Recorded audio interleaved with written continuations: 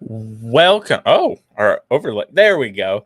Welcome into the show, everybody. And of course, happy Friday. We are your host. I am Jake Jordan, aka the Northeastern Nostradamus, even though I don't know if I can call myself that after losing last week's peak to Justice.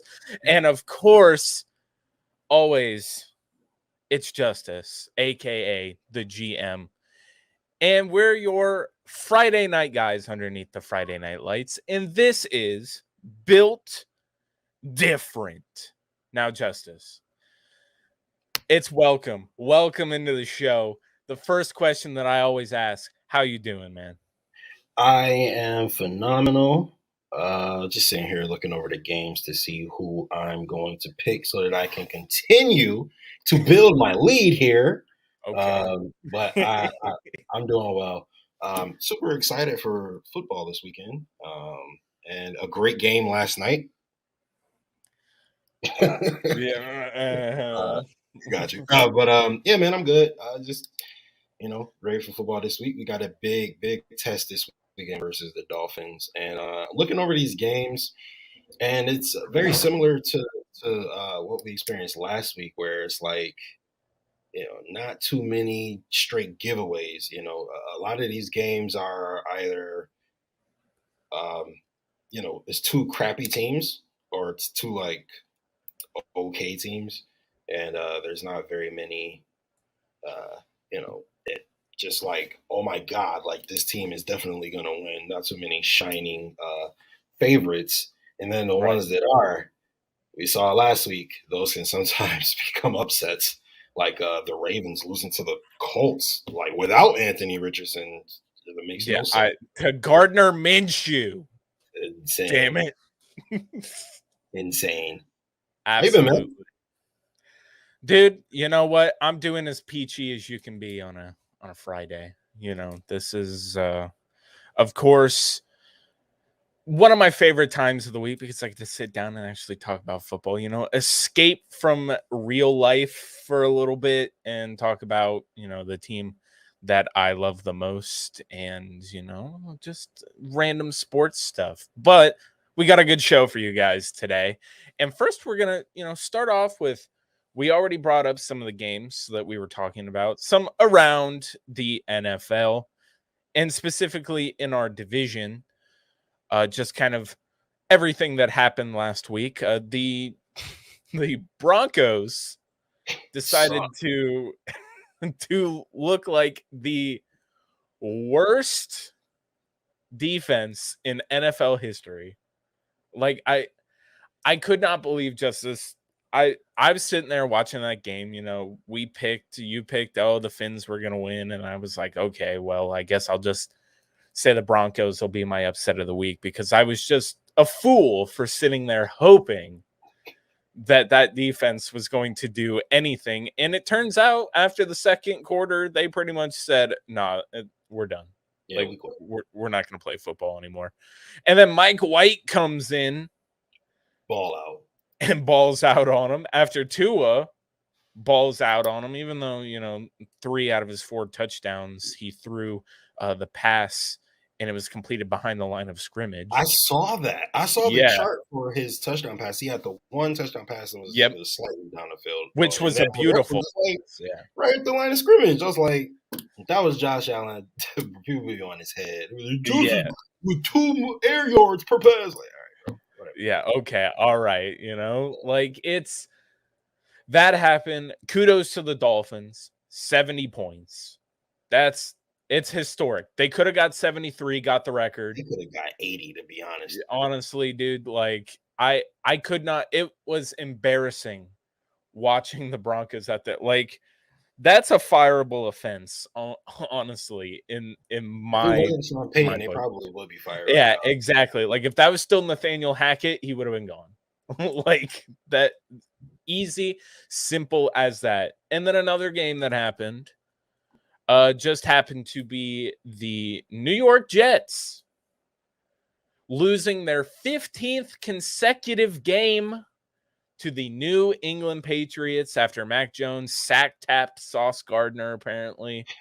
And, you know, that's I'm hearing a lot about Mac Jones, about some of the stuff he's done, and not only that, but I mean, so like you look at the Jets, and they were this Super Bowl favorite. They were going to be right. amazing, be great, and I understand, right? You're a Hall of Fame, top 10, maybe top 5-ish quarterback. Yeah, Gets injured.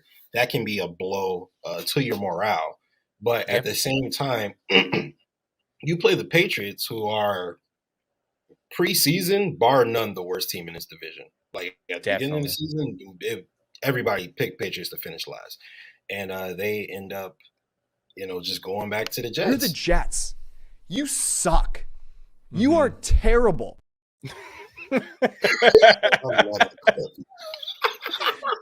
And I know we lost to them. I get it. Mhm. But like, even when you think about it, if you think about that game, right? We literally had to give the Jets every opportunity to win that game, right? Yeah, If they would have put Kyle Allen in the game, we win that game. And yeah, look, I'll admit it, right? That game was all Josh's fault. it was. All Josh's fault. And I look at the dozens of games that we've won because of Josh.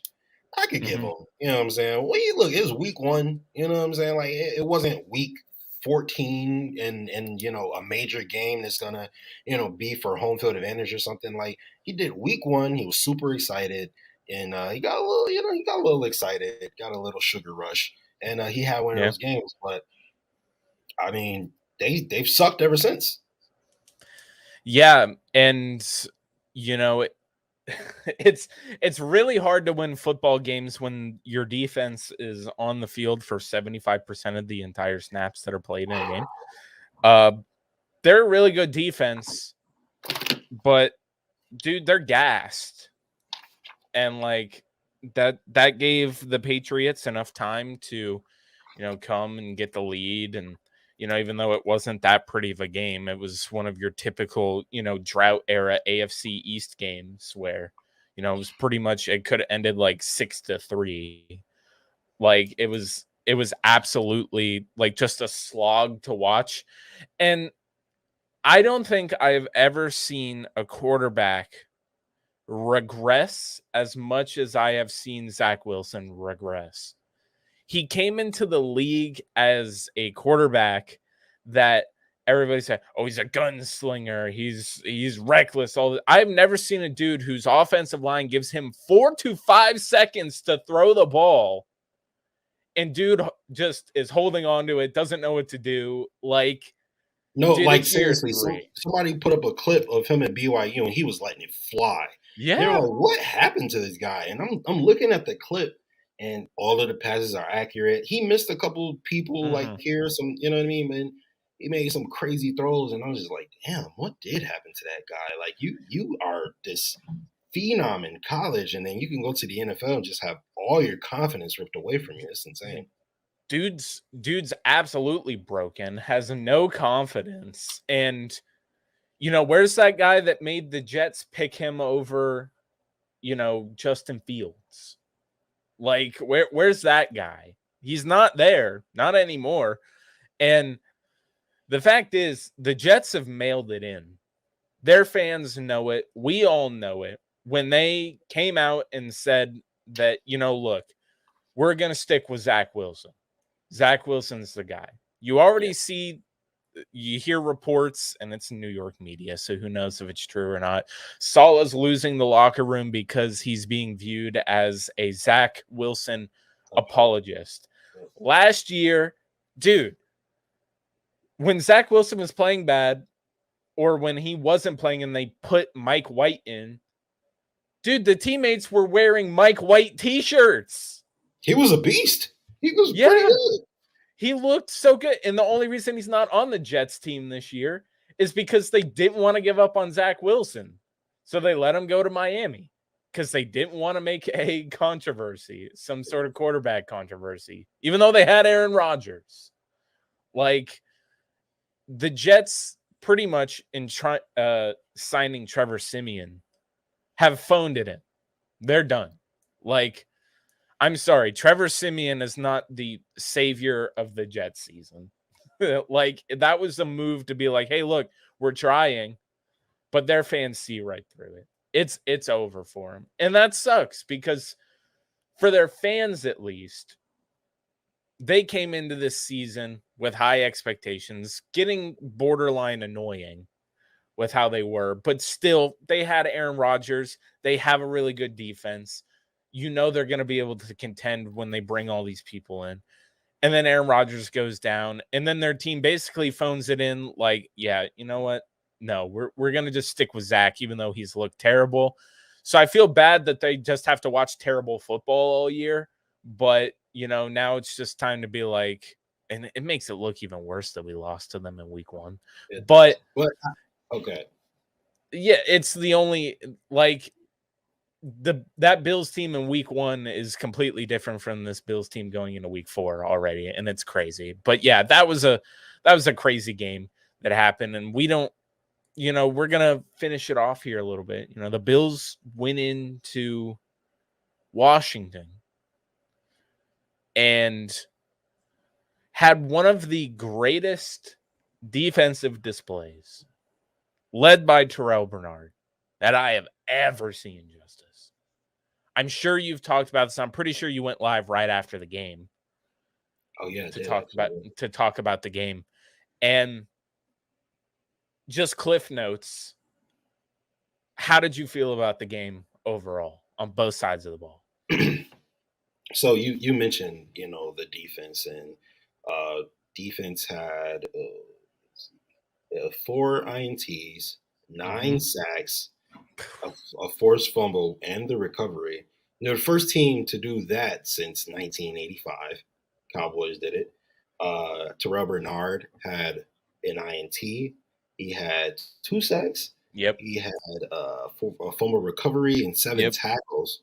First guy to do that since 2007, Brian Urlacher, right? You take a look at the defensive line as a whole, 15 QB pressures and 8 sacks. 8 sacks for the in one game for the Buffalo Bills defensive line with no Von Miller. Insanity, right? Justice. I know we sit here and, you know, we didn't want to blame Leslie Frazier for a long time, but so this defensive line be looking different.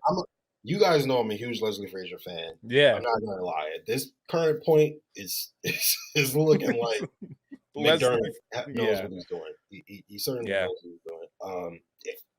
Ed Oliver, Daquan Jones, Leonard Floyd, all had at least 5 pressures. Yep, insanity. I've never seen a display like that, especially from our team, right? It's like you see stuff like that from like the Cowboys, right? Micah Parsons or excuse me, like Washington back when those guys were really, really good. But you don't see this from the Buffalo Bills defense, and you don't see very much where our secondary is like, you know, you kind of got to make up for them. And I won't even say make up for them, because there's a reason that they were able to get so many sacks, is because the secondary was doing their job, right? Yeah. But I would say you don't see very much where the secondary isn't the focal point of the defense. That defensive line, it was absolutely magnificent. Not only that, but Terrell Bernard and Matt Milano running around the entire football field. They are the 2 best the linebackers in the league as of right now. Of course, you know, Terrell Bernard is not yet proven, so we're not going to call him one of the best linebackers in the league. But statistically, he's one of the best linebackers in the league. And then you flip it on the other side of the ball. Josh, 218 yards passing on 71.8%. A tutty and an interception. I don't hate the interception. You just giving your guy a chance. You know, good quarterbacks do that. I'm not mad at it. But you take a look at James Cook, 98 yards on the ground for 6.5 yards per carry, right? 168 yards rushing as a team. Dude, the we can Buffalo Bills. We can run the ball. A good defensive line in a power run game from the Buffalo Bills. This is not something that anybody was expecting, let alone, you know, nothing nobody was expecting to see. Justice, if you were a time traveler and you went back and told Jake and Justus last year that, hey, next year Leslie Frazier is going to be gone, which maybe I would have celebrated, but like, and said our defensive line is going to be so dominant.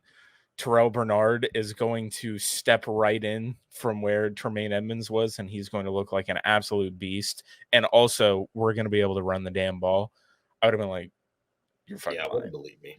You're like, you imposter. You're not me. You're lying.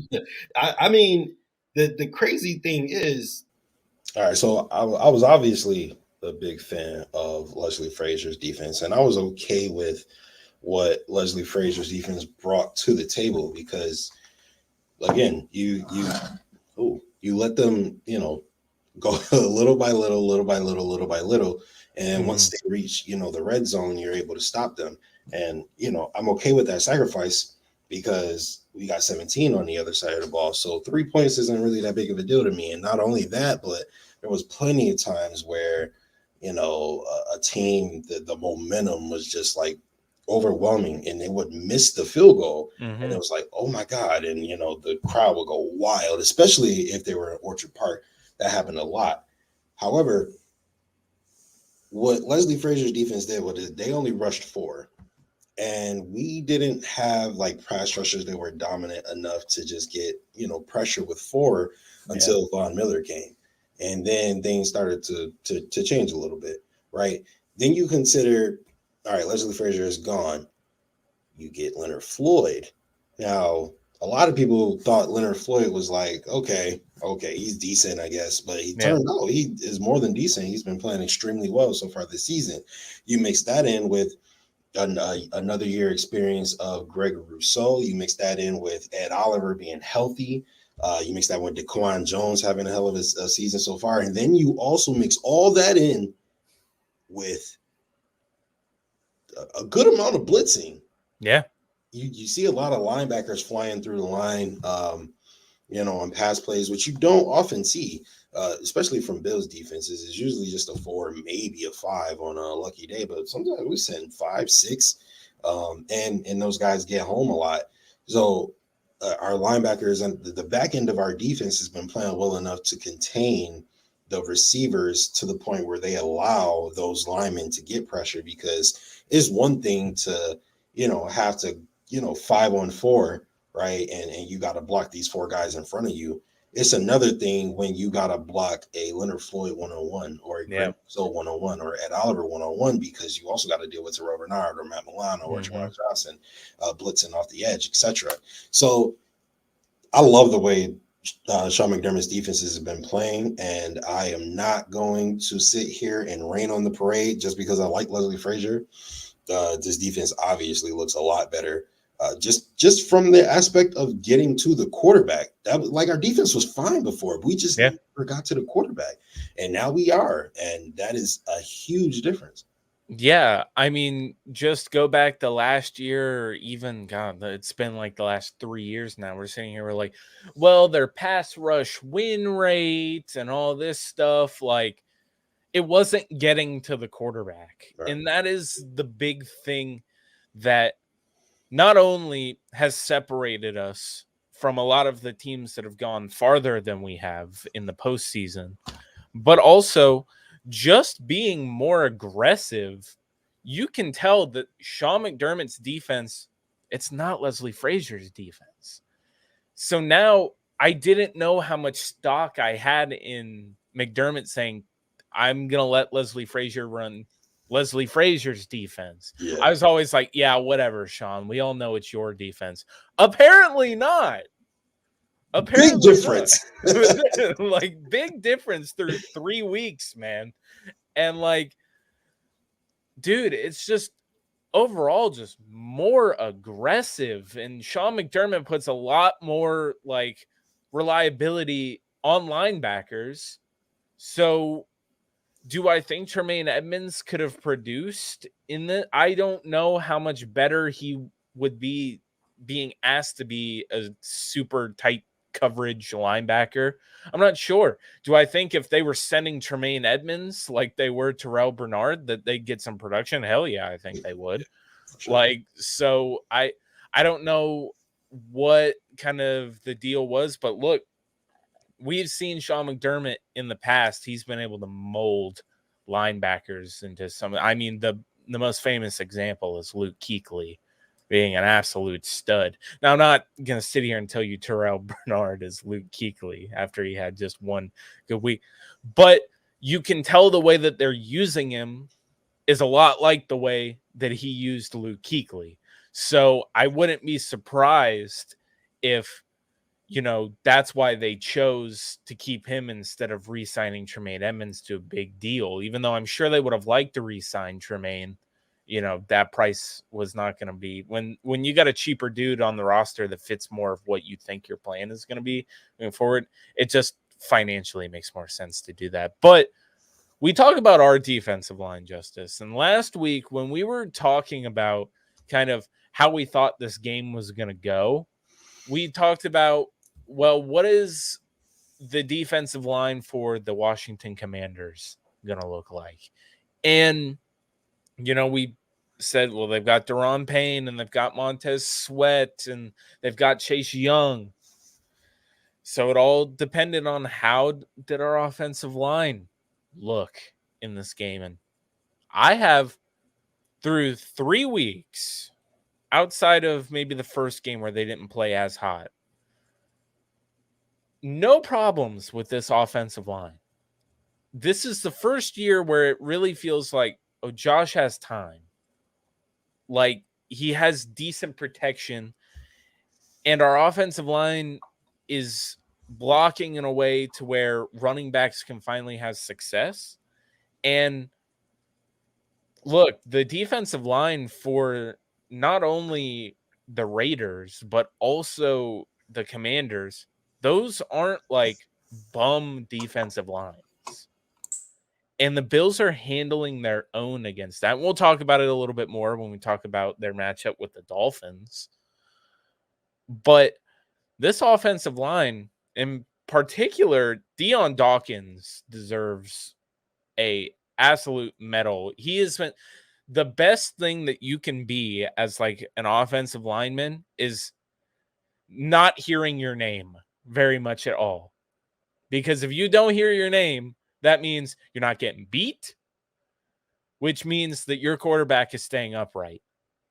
And Dion Dawkins has been an absolute wall. Osiris Torrance, wall. Like, even Mitch Morse, wall. Like, the entire offensive line, and, you know, we sit there and we're like, oh, Spencer Brown, blah, blah, blah. Spencer Brown the last 2 weeks has held his own. And a lot of it has to do with them just sending a tight end to just chip the guy and then go out into, you know, out into the flat, you know, kind of just tail off. And Josh Allen being able to hit it, using things like that, bringing a tight end in just to help out there on the edge. All these kind of concepts are really helping the offensive line. And this is, look, as a Bills fan, I'm not used to seeing an offensive line that can block for our quarterback, a defensive line that can destroy the other team's quarterback, and running backs that it doesn't matter who you put back there, they're going to be able to run effectively. Like, this is, as, you know, a modern Bills fan, as we are, you know, we weren't around to watch OJ or anything like that. Like, this is really nice. It feels good to be on par with some of these others. So when you think of the way the offense kind of decided to go off, right, on this defense, what did you think about that, Justice? Go off. What do you mean by that? Go off as in being able to run on them, throw on them. Like Josh Allen, you already brought up the kind of the arm punt that happened, but like just having this ability, and we can talk, we'll let this lead into Bills Dolphins, but how does this make you feel? being able to see the ability from the trenches to the arm talent to just everything about this offense. Yeah, well, if you take a look at the way the team was structured in 2017, right, back when Tyrod was the quarterback, Sure. and run, right? Yeah. McCoy, Tyrod Taylor, run. Of course, Josh's first year, again, it was LaShawn McCoy and Josh Allen, run. Mm-hmm. Next season, it became that Josh Allen, Devin Singletary, Frank Gore, run, right? And then that next season is when you kind of started to take a turn, right? It was still a lot of running, but it was also like, okay, all right, Josh can do this whole quarterback thing. Yeah, John Brown, Cole then, Beasley, like and then just from going that off. point on, it was just straight up Josh. It was just like, Yeah. Josh, throw it here, Josh, throw it there, Josh, win this game for us. And I don't really think that was fair to Josh. It became a point where he was easily the most used quarterback in terms of usage rate. He was the most used quarterback in the league. Oh yeah, player in the league, excuse me, which is why when people talk about his turnovers all the time, I'm like, I get it. Like, I understand you don't want your quarterback to have that many turnovers. I get it. right. But at the same time, you have to add context. If a quarterback is being used more than anybody else in the league, has more total touchdowns than anybody else in the league since he got adequate starters in 2020, yeah, of course he's going to have more interceptions. Or yeah, I mean, you would hope he doesn't have more interceptions, but his number is going to be high. He's throwing the ball a lot. He's throwing the ball all the time. He has the ball in his hands a ton. So that was one thing that we've been screaming at the Buffalo Bills, like, yo, Josh cannot be the only person doing something. Like, we need other people to step up and create some offense. And now you look at it, James Cook is averaging 6.1 yards a carry, ladies and gentlemen. This offensive line, and not only, like you mentioned, they're giving Josh time to throw, they're creating holes for these running backs going through. They are bullying people. I've mentioned it. Osiris Torrance is our version of Quentin Nelson. You know, he just, you know, he looks really, really good. I love the way he has. I'm not going to credit the entire shift of the offensive line to him. Mm-hmm. I will say we've had most of these guys for a while, and it hasn't looked like this. No. So between him and Connor McGovern, our inside has been shored up, right? Spencer Brown is having some trouble, although I will give kudos to Ken Dorsey for being able to hide that a little bit more, as opposed to like a couple of years ago when we placed the Steelers in week 1 and like Melvin Ingram just ransacked Spencer Brown, just absolutely destroyed him every play. And it was like, are you gonna like help him or something? Like, I think that was Table actually. It was like, are you gonna help him? Like, are you gonna like put somebody over here to like? And then Melvin Ingram that same season went to Miami and then did like, he went to Kansas City that year. That's what it was. Yeah, and then he did the same thing. Yeah, exactly. And it was just like, dude, are you just gonna let them do that? Like, are you just like you playing Madden and you forget to slide the protection in the play? Come on, bro, you're a professional. So, you know, for them to be able to hold the line, create, you know, push people and push people down the field, like just you take a look at it, and it's invigorated the entire scheme, the entire system, right? You take a look at, there was a play. I forget who it was against, but it was Dawson Knox and Dalton Kincaid, and they double teamed somebody and pushed them back like 5-6 yards, and it was like, oh my God, I love this.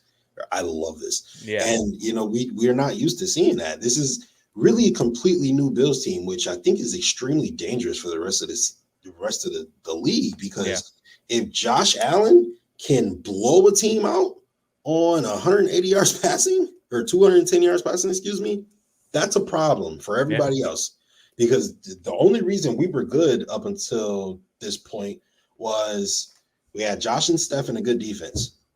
Everything else was kind of like, you know, it was what it was. Now you got Josh hasn't even really had a phenomenal game yet, and yet the offense has been phenomenal these last 2 weeks. Gabriel Davis, team captain Gabriel Davis, stepping up and becoming more of a consistent threat, right? Stephon Diggs still getting his catches every game. Dalton Kincaid, they're getting about 9 different receivers the last 2 games. Both games, they had 9 different receivers catch a ball. They're spreading the offense, spreading the ball around to members of the offense. The defense is getting after it. Everything looks good. Now, granted, we played the Raiders and the Commanders, so I'm going to hold a little bit. But again, I keep saying, these are two professional football teams. Sam Howell was great up until last week. He was having a really, really good season, right? Jimmy Garoppolo, he's played in Super Bowls. Okay. So this isn't like the Lions or the 0-16 Lions coming in, and we just blowing them out, or the Denver Broncos, blowing them out. This is actual competitive football teams who are going to be fighting for playoff spots at the end of the season. Yeah, and I kind of want to, bring up the fact that you said this feels like a different Buffalo Bills offense, to where it's like Josh Allen they'll still blow you out, and he only throws for 210 yards. This isn't, last year or even the year before that, where you had games where Josh Allen was throwing the ball 50 times a game. Like, this is a new team where, we're kind of implementing. You brought up how 9 different people caught the ball. Do you remember in Dayball's last season, we were 1 touchdown to a different receiver away from throwing the most touchdowns to different receivers in a single season? I do remember that. So, and that year as well was the year where Brian Daboll was like, how about I implement a little bit more play action and stuff? And what's happening this year? We're implementing more play action. Under center play action. Yeah. And not only under center play action, but if you have the threat of James Cook in the backfield, and I might actually stick it in his belly, and he might actually have this ball and run and gain 5 to 6 yards, on this play, the defense has to respect it, as opposed to in the past where they ain't throwing in a ball. Go get Josh, right? Yeah. So it's completely different. And they're under center a lot. They're playing at 12 personnel because you need Dalton Kincaid on the field, because he's too good not to be on the field. Not only that, but real quick, I don't mean to cut you off, Jake. Go ahead. I just want to say this real quick. ESPN has projected James Cook's stats for the rest of the season. Now, take this with a grain of salt. Obviously, is he rushing for over 1,000 yards, Justus? 249 carries for 1,513 yards. Oh my God! In what world? In what world? So essentially, what is happening is he has rushed for 1,500 yards equivalent in the first 3 weeks. So they're going based off of his average, 6.1 yards per carry. If he continues at the rate he's going, 1,500 yards, y'all. Insanity. Could you? I can't even imagine that. The last couple of years we've been sitting here going like, if we could just get any kind of effective running out of Devin Singletary or Zach Moss, maybe like if James Cook is able to do that, just because, first of all, if James Cook runs for that, the NFL better watch out, or even close to it. Like, legitimately, because if he's running for that, I'd like to see what Josh Allen's stats would look like, or what would the Bills' points scored per game, and what would their average time of possession look like per game. Like, it would have to be absolutely insane, because what we're seeing from James Cook is, once you kind of get the lead towards the end of the game, they just kind of feed him the rock, and that's what we want him to do. We want him to close out games, pretty much. That's what we need him to do. And you got guys like Damian Harris and Latavius Murray for short yardage situations. So I really just, when I look at the way this offense is running, you said it perfectly when you said that if this team looks different, and that's dangerous for the NFL. And I feel like that's something that Miami Dolphins fans are not really thinking about. They think they're going to get the same team that last year struggled against them 2 times with Skylar Thompson, or no, all 3 times were pretty much a struggle. And, Skylar Thompson almost beat it. First of all, Skylar Thompson being as good as he was in that offense just tells me of just how good the system is, right? And you have to be able to of course, carry out a system, but it's still like kind of undermines it kind of undermines a quarterback like Tua, paying a guy like that, right? Do you pay Tua? Yeah, probably because he executes the system. But I mean, just look at San Fran, man. Like Yeah. outside of Trey Lance, they can pretty much put whoever they want in at quarterback, and they're going to be effective and be able to run those plays. It's just kind of what you get with a West Coast offense, right?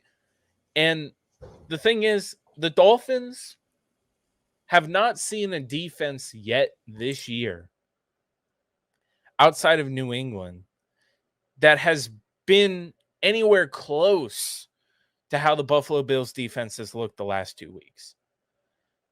They're saying, we're going to run all over you. We're going to do this. Well, I don't think if they've seen outside of that giant run by Breece Hall in the first game versus the Jets, the Bills' running stats are about on par with what they've been in the second half of last year. Kind of the Bills can shut down the run. That's not a problem for them. When they hold a guy like Josh Jacobs to negative, what was it, 2 yards? Negative 2 yards. Yeah. Negative 2 yards. I'm sorry, but a chain or whatever his name is, the running back that they have, yeah. Like maybe it should scare me. I don't know. He's fast. He's just another fast guy. They got a lot of speed. That's the only thing that worries me about this offense, because if New England was able to figure it out and slow them down, I have no doubt in my mind that a defense that is superior to New England's in the Buffalo Bills with Sean McDermott behind it would have any problem of being able to attack this Dolphins offense. Now, the speed element has always been something that's killed us, right? But when you think about the Dolphins offense versus our defense, Justus, what are your thoughts? Well, the Dolphins offense versus our defense. When you take a look, just like you said, when you take a look at Tua, he gets the ball out extremely quickly. Yeah. Excuse me. He gets the ball out extremely quickly. And when you look at the Bills defensive line, they're some big boys, right? Greg Rousseau is they call him Groot, like literally call him Groot. Not baby Groot. They call him Groot. This was like 6'6", something stupid like that. And then, Leonard Floyd is not short. DaQuan Jones is not short. Ed Oliver is a little short, but he's not short either. These guys are going to be able to get their hands up and, you get their hands up, knock balls down. That's one thing is they like to attack the zone. They do that little, motion where they send the inside guy outside, which is genius. I will say that is absolute genius. It is. But I think that Sean McDermott is savvy enough to understand that he has the talent. And I think he'll have the scheme to be able to take that away or at least slow it down to a degree. You got guys who are going to play great zone coverage. Even if they get beat a couple of times, that's fine. I don't think they're going to be able to run on our offense the way that they run on everyone else. Or not even everyone else, just the Broncos, really. Yeah. It wasn't like they ran all over the Patriots. I don't think they're going to be able to run on our defense that way. Our defensive line is playing absolutely phenomenal, and our linebackers are flying all over the football field. As long as these guys can run. And honestly, you take a look at the 2 big runs Breece Hall had, they were because of broken tackles. Yeah. You take a look at Brian Robinson last week. He had 70 yards on 7 yards to carry, broken tackles. And right? I'll just to bring that up too, is that last week the Denver Broncos could not tackle anybody. Yeah. That's what I'm saying. As long as we wrap up and tackle when we get the opportunity, I don't see A-Chain or Mostert or Ronnie Brown or Ricky Williams or whoever walks through the door. I don't see them, running all over the Bills defensive line like they think they will. Like, this defensive line is playing out of their minds. Yeah. And I take a look at our defense on all levels, and I'm impressed. And I'm just like, I don't know, man. Like, I understand that, you have an offense with the capability of dropping 70. That is kudos to you. Like, that's absolutely amazing. I'm not going to sit here and act like it's not. But at the same time, this is a different animal. Not only is it a different animal on one side of the ball, but you also have to deal with a GOAT in his prime on the Yeah. other side of the ball. So I listen, man. I like the fact that the Dolphins fans are so confident. I like the fact that everybody in the media is picking the Dolphins. I love that because that's just gonna make for a better video after we beat them. So remember last week we were making our picks, and I said I don't know if I would rather the Dolphins be 2-1 and come into Buffalo or 3-0. But I'm kind of happy now that they're 3-0 because they were already riding their high horse going in against the Broncos, and they not only did they beat the Broncos to go to 3-0, they dropped a historic 70 points on them, which I don't care what anybody tells me. There are dudes in that locker room that think they're unbeatable. And that changes As they your should. mental. Yeah, well, yeah. Like, there's nothing wrong with thinking that, but that changes your mental when it comes to preparing for the next game. It does. Really does.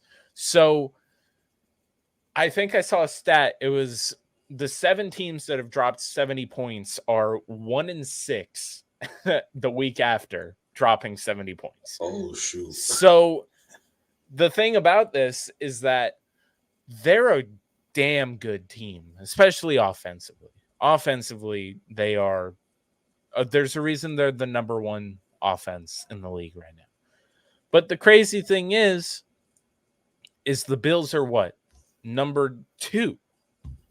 So Yep. right there, all right, the Bills are going to be able to go toe-to-toe offensively with them. Oh, wait, excuse me. I'm sorry. I think they're number 5 DVOA offense, number 2 DVOA defense. Okay.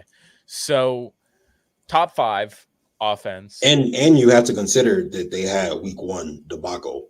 So despite week 1 having absolutely nothing going for them, these last 2 weeks they've been able to climb into the top 5.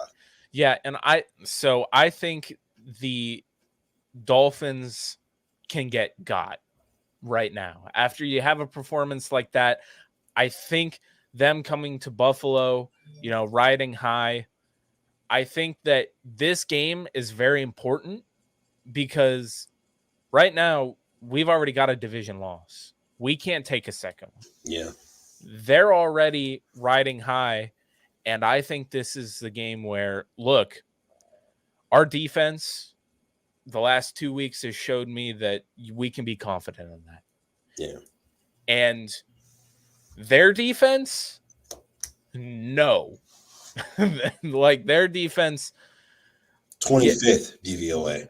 Yeah. Like the thing that tells me is that the Bills having a better defense against the Dolphins offense tells me that there's a higher chance that the Dolphins offense will make mistakes in this game or will not be as effective as they have been in weeks prior. Whereas the Buffalo Bills offense going against the Dolphins defense, which is not that hot of a unit, Vic Fangio, and at least in his first year, their secondary can definitely get got. And they're not really getting any kind of pressure from their defensive line. And I believe that just matchup based, I'm not going to be pro football talk Mike Florio here, Justus. When you go and you view everything, all right, who's got the better defense? The Bills do. Who has the better offense? Slightly on the edge of the Dolphins at this point in time. Who's got the better quarterback? Some people would debate it, but I would say Josh Allen has the... That is not debatable. No, we don't think it's debatable, but if you go and look... The only people that think Tua is a better quarterback than Josh Allen live in Miami. They live in Miami, and they also are at the headquarters of all the major networks that produce sports. Yeah, they definitely are there too. Yeah. So there's a reason. I just think that overall this matchup, it's not going to be a blowout. It's not on either side. This is going to be a close game. It's all going to come down to basically who scores more and who makes more mistakes. And I think that the Bills defense, their capabilities against the Dolphins offense would equal the Dolphins possibly making more mistakes than the Dolphins defense against the Bills offense. So, that's my kind of take on it. Justus, this is an important game. When you think of the Bills offense against this Dolphins defense, what's coming to your mind? So I think that's interesting that you said that the Dolphins have a better offense than the Bills. And I think a lot of people would agree with you on that. But when I take a look at it and I'm like, maybe not after this week. But yeah, not only that, but if you were to eliminate week 1, I don't know if you could say that. Is Tyreek Hill better than Stephon Diggs? That's debatable. Mhm. I don't think so. I think his speed is just a game changer. Yeah. I don't think he's a better wide receiver than Stephon Diggs, though. Mhm. Is the offensive line better? Not this season. It's not. Nope. Jalen Waddle is a dog. I will admit. Yeah. He's one of them. And so to have 2 number 1s like that, I'll give it to you, right? But Dalton Kincaid, Dawson Knox, James Cook is Raheem Mostert and David Njoku, sure, they're super fast, but yeah, I'm not going to sit here and say that they're better than James Cook until proven. Like, you need to give me more games of that, right? And I don't think you're going to rush for 250 every game. No. So I think that when you are riding your high horse, right, you come in, you just blew a team out by 50 points. And I think they still have a plus minus differential of less than 5 over the Bills, even after blowing the team up by 50 points. Yeah. Right. When you get punched in the mouth, or because you go into games thinking this is our game, we're supposed to win, we're the better team, et cetera, et cetera. Mm-hmm. When that other team doesn't just lay down for you, and the Bills are guilty of this as well. We've seen some of this in the last couple of seasons. When that other team doesn't just lay down for you, sometimes, that psychologically messes with people, and it can be mentally taxing, and where it's like, oh, wow, we got to actually play. Like, and I think this is a game they better get up for. And I think that 70 burger really, put a lot of confidence in their heart, which again, it should, but I think that they might be a little ahead of themselves thinking that they're better than the Bills, because you have to realize we still are 3 times back-to-back AFC East champions. Yeah. And until, you come in the throne, you best not miss. And again, week 3 champions. The Dolphins were week 3 champions last year too. Yep. Saw what happened in the back end of the season. So I don't know if that'll necessarily happen this year, but we still have to be cautious and still have to remember that hey, it's not guaranteed that you guys are going to win this game. It's not guaranteed you guys are going to win this division, because at some point, just like, remember when Lamar Jackson was going absolutely nuts in his sophomore season, and we were looking at him like, oh my God, yeah, we might have a problem for the next decade. Like, this is what we got to deal with, right? Somebody figured him out. Remember when Patrick Mahomes was going insane? Somebody figured him out. Somebody figured out Josh Allen. So, like, they're not going to be able to sustain the absolute unreal production that they have been able to put forth so far. Somebody's going to figure them out. And my bet is Sean McDermott. So, Justus, I think you're very on point with that, actually, because you said, man, that sophomore season with Lamar Jackson, who figured him out? Well, they go to the playoffs and they play the Tennessee Titans, and then Mike Vrabel goes out and says they studied tape of how the Buffalo Bills played Lamar Jackson, and that's how they got their game plan of how to defensively attack that team. All right, what did the Buffalo Bills start doing when they started winning the division and they had to play Patrick Mahomes? They started playing 2 high safeties. That's what we were doing. Mm-hmm. And what happens? That becomes that's how you guard Mahomes. That's how you guard Allen. Okay, Sean McDermott invented that too. Right? So it's kind of like, or at least was one of the founders of said way to attack that type of offense. So what's happening again? Okay, this year, Mike McDaniel is such a genius, which he is a great offensive mind. He is, really. But they're coming in, oh, it's revolutionary what he's doing with all this motion pre-snap and all of these things. If there's a defensive coach that I think is going to find a way to figure out how to stop that or at least minimize it. Bill Belichick has kind of found a way. He found a way to do it and keep that game close. Sean McDermott is going to put that cherry on top and find a way to make it, because last year, what happened? The Chargers were the team that found the Dolphins out. They were the ones that found out if you just hit the wide receivers within 5 yards, throw off to his timing, he can't spot throw. Because when he throws it, his guys aren't there yet. It's rhythm. Yeah, it's rhythm.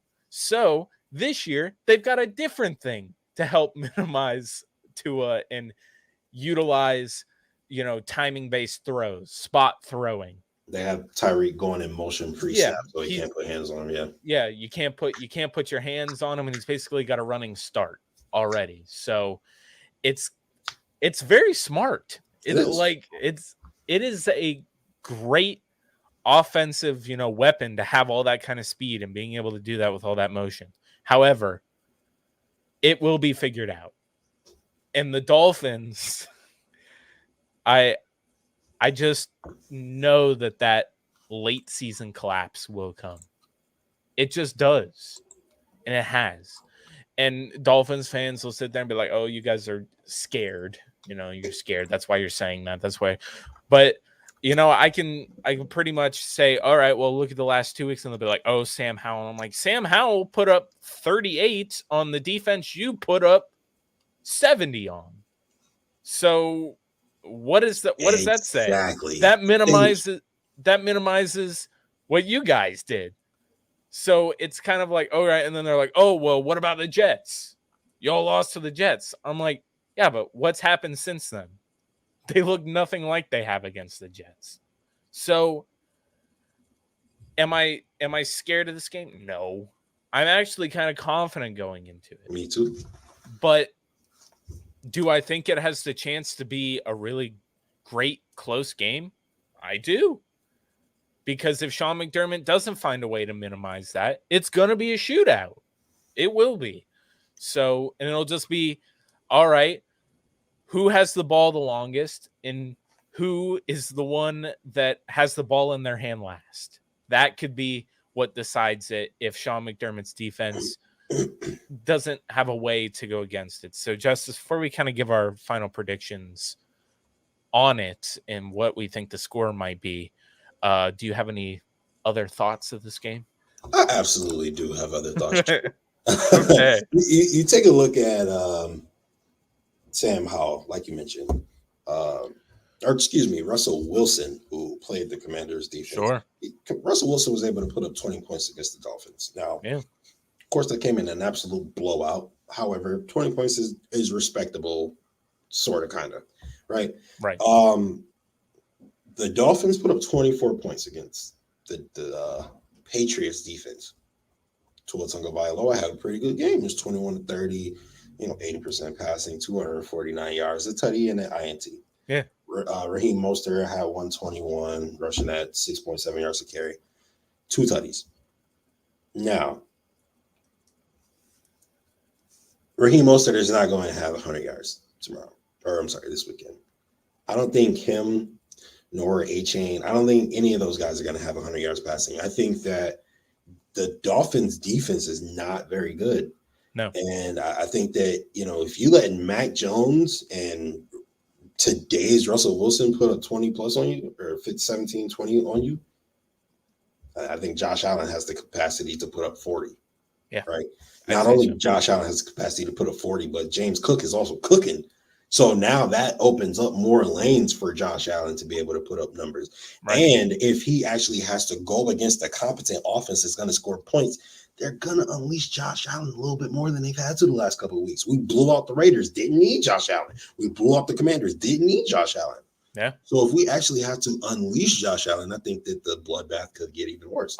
And like I said, they only scored 24 points on the Patriots. Yeah. So all this 70, impressive as it is not like going to be a weekly thing where they're just dropping 50 burgers on people. I absolutely think that this is going to be a wake-up call for the Dolphins offense, their defense, the city of Miami, everybody. are going to say like, oh, okay, maybe we aren't unstoppable, and I think they have to be content with having a good team as opposed to like an unstoppable team, which we'll see if they are. Yeah, I believe that in full, that there is a lot of people right now. There's a lot of fans online, and I get that not all Dolphins fans are crazy Dolphins fans that are, going out saying they're going to drop 70 on us and stuff like that. But there's a lot of media hype around them. Once the Jets pretty much every year, it's whatever team do they think can take down the Bills, because we have so many major markets in our, like, you got to think about it. We have Boston, New York, New Jersey, and Miami markets. And those are the three, like, markets that any station, if they can run with a story, they're going to get more clicks than anything. They're going to get all of the views. So, of course, once Aaron Rodgers went down, they were like, all right, I'm done playing with this toy. Yep. And then they were like, oh, the Dolphins look pretty good. And the Dolphins go drop 70. And it's like, oh, wow. If the Bills dropped 70, you wouldn't have heard about it. Nobody would have cared. Yeah, they would have been like, well, it's the Bills. Yeah. But Josh Allen is still throwing too many turnovers. Yeah.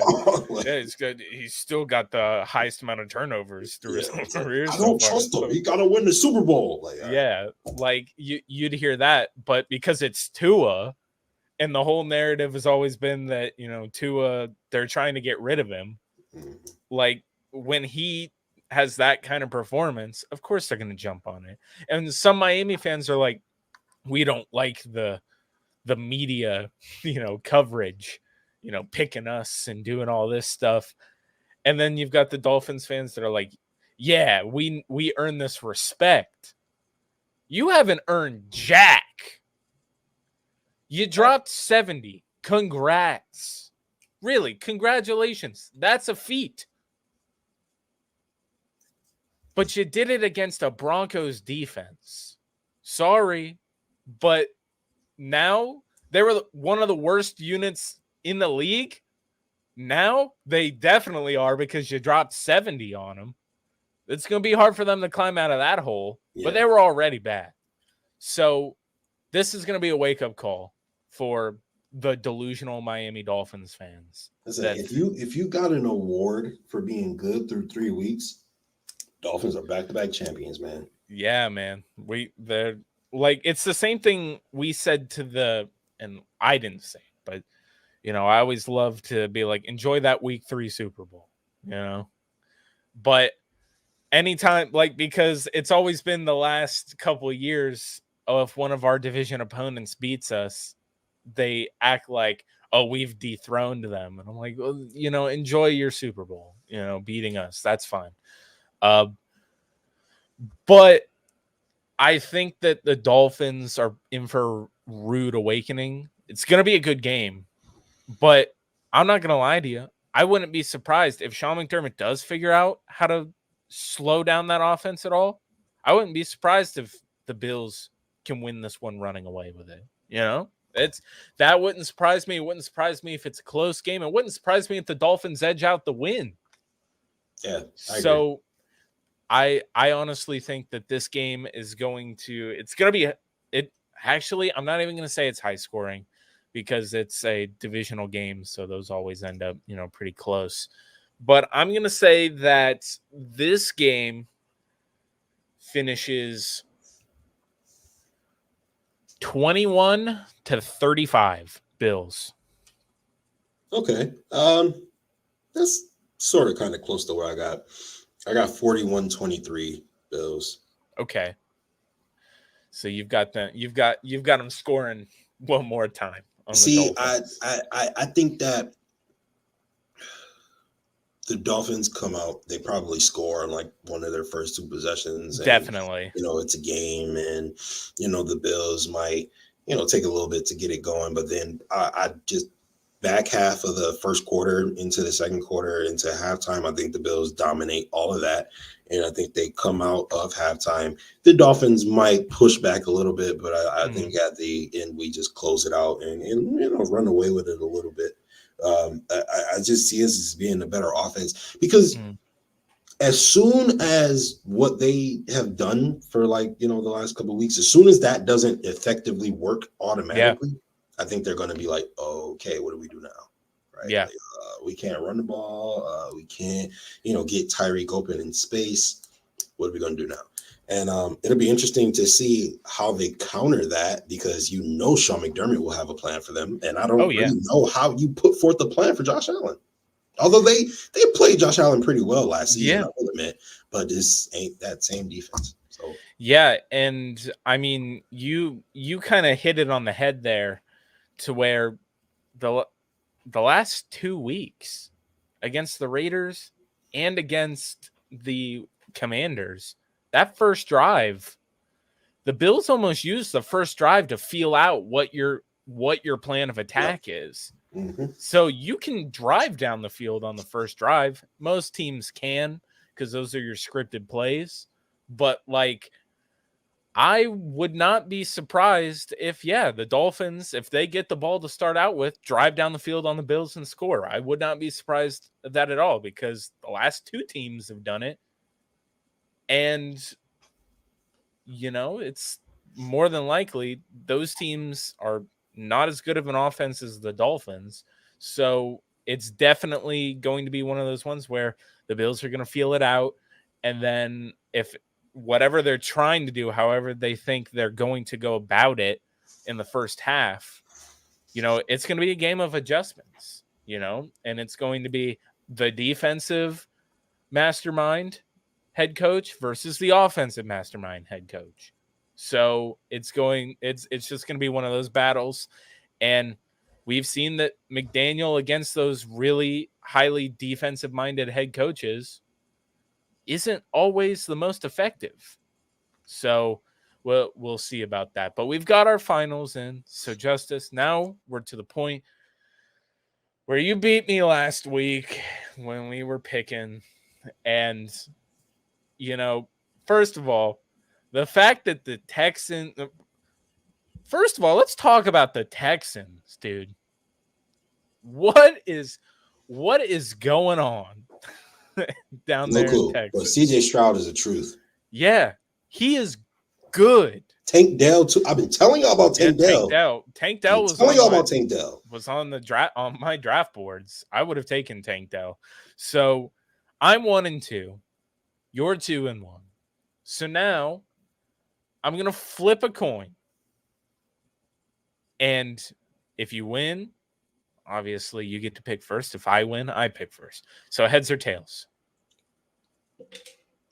Tails never fails. All right. It's heads. It is heads, actually, this time. I knew it. So, all right. Let me get my trusty pen out. My handy dandy. My handy dandy Papermate pen. Oh, for you guys born after 2000, you won't get that reference.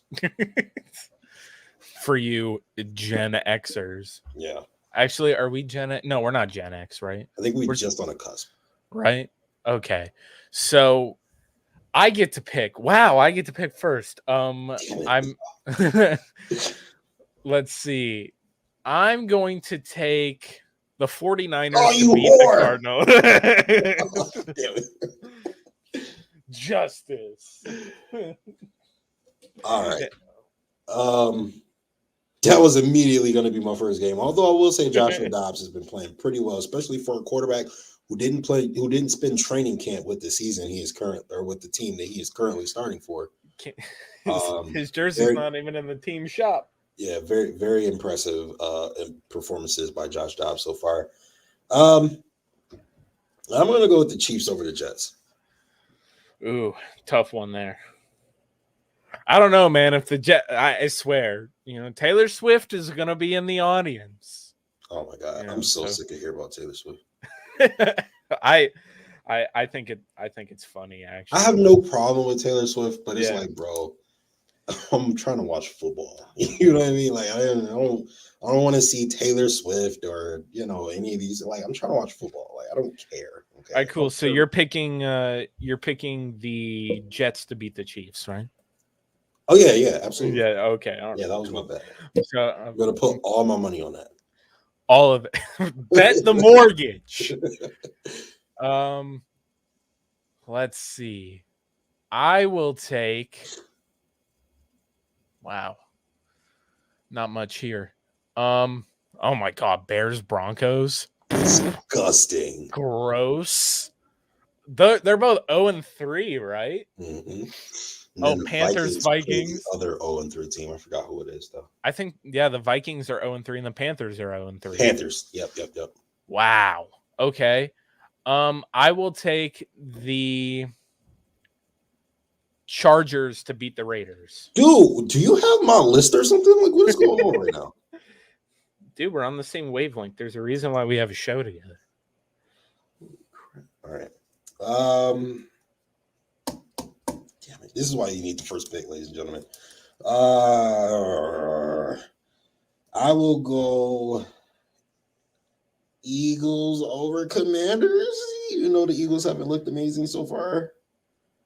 Yeah, I would.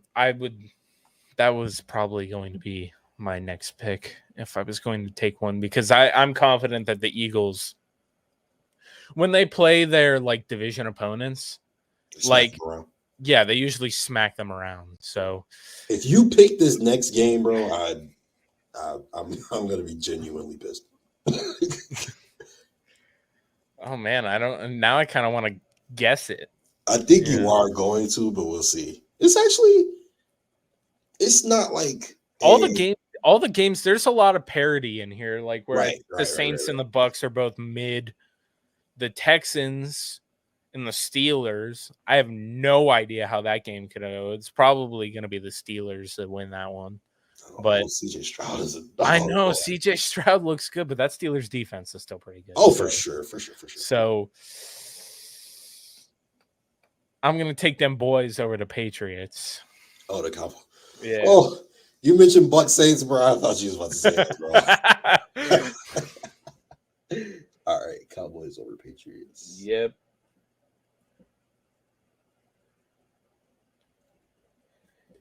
See, that's one I would have picked had they not absolutely embarrassed themselves this past weekend. I feel like they'll bounce back. I agree. I'm just scared. I'm gonna go Bucks over Saints. Okay. I really like what Baker has been doing so far. I do. And Mike Evans looks really good. And I just don't believe in the Saints, to be completely honest with you. I took the Chargers over the Raiders, and Mike Williams is out for the year. Oh, yeah, he's done. Oh. But the Raiders suck, so you should be fine. Yeah. Keenan Allen will still probably have a decent game. The Raiders are hot boo-boo. And not only that, but they also have the kid from, TCU? The one that everybody wanted us to get. Tall, fast dude. What is his name? Johnston? Yeah, Quentin Johnston. Quentin Johnston, yep. Yeah. So your three games were what? Chiefs, Jets. What's the second one? Eagles, Commanders. Bucks, Saints. All right. And Jake has 49ers over Cardinals, Chargers over Raiders, and Cowboys over Patriots. Yep, Cowboys over the Patriots. Who's your upset of the week? Oh, I want to say Jets over Chiefs, but I'm not stupid. That would be hella. If you pick that and get that right, I'll give you 3 points. No more. Oh man, in the Meadowlands, I feel like that defense could give Mahomes problems to start out with, but if Zach Wilson looks like absolute doo-doo, then if it was Mike White, I'd be more confident. Yeah. You know, that's fine. Give me the Jets over the Chiefs. I stand by my I'll be so happy that I'll be perfectly fine with giving you that 3. I love that. I was wrong last week when I picked against an AFC East team. So now maybe if I pick an AFC East team, they'll win. Yeah, so all right, so Ryan Tannehill was absolute boo-boo juice in week 1. Okay. Second week he came back and played pretty well. Last week he was 52% passing for 104 yards. Oh my God. Derrick Henry had 20 yards at 1.8 yards per carry. Oh man. I'm guessing DeAndre Hopkins had like 3 yards. The Titans had 94 yards total in the game. There were 16% on man. third down conversions. With all that being said, they're gonna beat the Bengals. they're gonna beat the Bengals. Okay. I listen, man. I am going to say that the Titans beat the Bengals because they were absolutely embarrassed last week. Ryan Tannehill is not a bad quarterback. He's not a good quarterback, but he's not a bad quarterback. Right. And I think Derrick Henry is going to run through a lot of people through sheer anger. That's a big man, and I'm a big man. So me saying we both big men. That's a big man. I'm going to go Titans over Bengals. I just listen, man. I think that Joe Burrow, they should have sat him, because if they would have just sat him, they probably have the same record they do now, and they have a healthy Joe Burrow. Now they got to injure Joe Burrow while being crappy. So yeah, I don't really get the play to have Joe Burrow play through this calf thing when it's kind of like, well, he's playing through it, exacerbating the injury, but also they're losing games. Yep. So it's like you could lose games and have him be healthy, you know? So exactly. I'm happy. Listen, Zach Taylor, you keep doing what you're doing, dog. Yeah, you know what? That's fine. That Bengals offensive line looks absolutely terrible. Joe Burrow gets no help. However, is it an upset if the Titans beat the Bengals? Oh, for sure.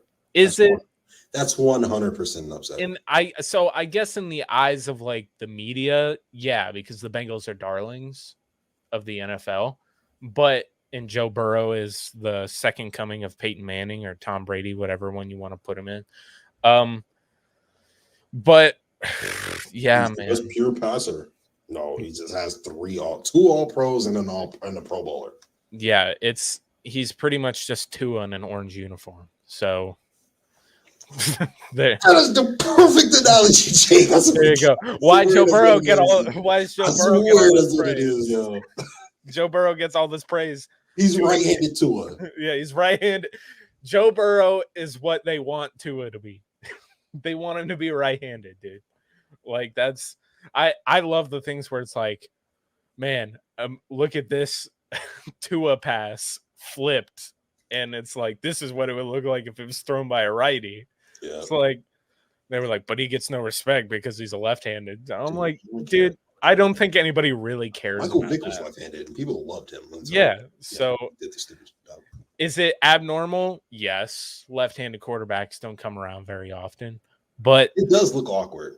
It does look weird. Just kind of their motion, you're so used to seeing it one way, but when you see it reversed, kind of with it's weird. It is weird. However, I will say that people saying that people don't like Tua or he won't be a good quarterback because he's left-handed is almost as stupid as Florio saying that Brock Purdy's not a franchise quarterback because his name isn't good enough. That was the stupidest shit I've ever heard. I can't believe I just heard that come out of your mouth. Yeah, no, I couldn't believe I heard it come out of his mouth. I know, it came out of his mouth, and just you reiterating it has made me lose brain cells. I can't believe it. Yeah. But we've made our picks. Our picks are in. Hopefully I can make a little bit of a comeback and make it interesting. I mean, Justice. Well, we have this week. It's possible. Yeah, last week I thought I picked games that were going to be easy, and it just was not. So that just goes to show you that any given Sunday anything can happen. So in your defense, in no universe is the Ravens supposed to lose to the Anthony Richardson-less Colts. Gardner Minshew. And in no universe are the Jags, who are supposed to be this AFC championship team with Trevor Lawrence, who's a top 3 quarterback, supposed to lose to the Texans. Dude, I heard somebody say that the Texans could win that division this year. The way they're looking, I'm not gonna predict that, but I will say that at this point, before week 4, it's certainly a possibility. Yeah, so let's go through that division. They're 1-2. The Colts are 2-1. The Titans are 1-2. And who's the last team in their division? Jaguars. Are the Jaguars even playing this week? I don't think so. Jaguars are playing this week. They got a London game. Oh, do they have a London game? Yeah, I picked the Jags, I think. Oh, yeah, they play the Falcons. They're 1-2. So there's a tie for second place in that division, and they're all 1-2. And the Colts play the Rams this week, so they'll probably lose. Who's 2-1? The Colts. Okay. Yeah, they'll lose. So, yeah, that division's up for grabs. I wouldn't be surprised the Texans absolutely could, especially if C.J. Stroud continues to play the way he's been playing. They absolutely could win that division, which, if that's the case, I don't ever want to hear anything about Trevor Lawrence ever again. Yeah, it's got to be over. Because they started to say he was better than Josh after last week. Yo, you were down by damn near 30 points in a playoff game. I don't care if you come back and won. You were down by nearly 30 points in a playoff game. And you say he's better than I was listening. Yeah, don't talk to me. Like, don't talk to me. Come on. So that wraps up our show. Justus, this is the part of the show where I hand it off to you because you do this the best out of both of us. Get us out of here, man. Listen, guys, we had a great week of football this past week. And we got the dub, right? A great dub over the Washington Redskins Commanders. How funny is that the Native American community is suing them because they want dude, that is insane. That is insane. I did not see that coming. If you put that on the 2023 bingo card, I would not have put that. But another great win. So we'll see what we do this week against the Dolphins, guys. But make sure you tune in every single Friday for Built Different. Check out all the great shows that we have on the Buffalo fan base. Including, I'm thinking about starting the show like kind of like a reaction show, right? Like I'll react to games. I'll react to like previews of games. Just on my journey to start streaming and stuff. I'm thinking something. Department of Justice is the idea I've had. So okay, all right. See, you've got a name that you can like play around with, So there you go. Like that, yeah. But thank you guys for tuning in. Make sure you guys go check out all of our social media: Twitter, Facebook, etc., Instagram, YouTube. Definitely check out the YouTube. Subscribe because we appreciate all the love you guys give us. Every like, comment, subscription, repost, share. Every super chat. You guys are awesome. And again, we wouldn't do this if you guys weren't here rocking with us. So thank you for tuning in. This is the official network of the original Bills Mafia, and we are out. Go Bills. Go Bills.